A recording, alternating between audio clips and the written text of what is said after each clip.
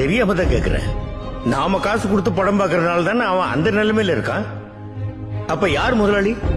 நாம தானே. நாம வேகாத வெயில நின்றுட்டு இருப்போம். அவன் ஏசி கார்ல நாயை பக்கத்துல உட்கார வச்சு கட்டி பிடிச்சுக்கிட்டு உன்னை நாயை விட கேவலமா மதிச்சு பார்க்காத மாதிரி போய்கிட்டே இருப்பான். நீ அவன் காருக்கு பின்னாடி வாழ்க வாழ்க வாழ்கன்னு கையை தட்டிக்கிட்டே ஓடுவ. ஏட்டா உப்பு போட்டு தானே சோறு திங்கிறீங்க? யோசிச்சு பாரு. நீ ரசிகனா இருக்கிற எந்த ஒரு நடிகனுடைய பிள்ளையாவது இன்னொரு நடிகனுக்கு ரசிகனா இருந்து அவனுக்கு கட் அவுட் வச்சு பாலாபிஷேகம் பண்ணி அவனுடைய வாழ்க்கையை நாசம் பண்ணிட்டு இருக்கானா? அவன் நடிச்சு சம்பாதிச்ச கார் பங்களான்னு போயிட்டு தான் இருக்கான். ஆனா நீ ஒரு நாள் மழை பெஞ்சா கூட வீட்டுக்குள்ள தண்ணி வந்து இருக்கிறதுக்கு இடம் இல்லாம நடுத்தரில் வந்து நிப்ப.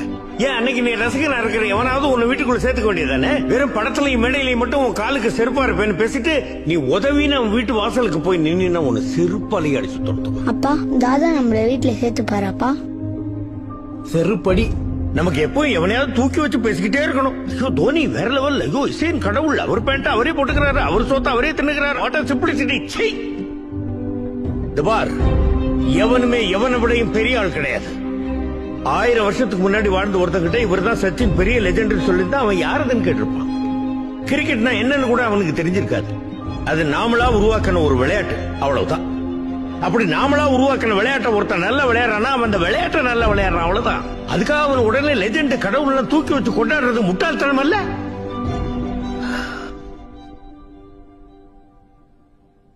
ஒருத்தன் உசிர ஒருத்தன் காப்பாத்தனா அவன் ஹீரோ. 4 பேருக்கு பசிக்கு சோறு போட்டானா அவன் ஹீரோ.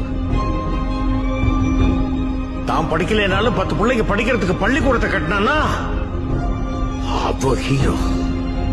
மத்ததெல்லாம்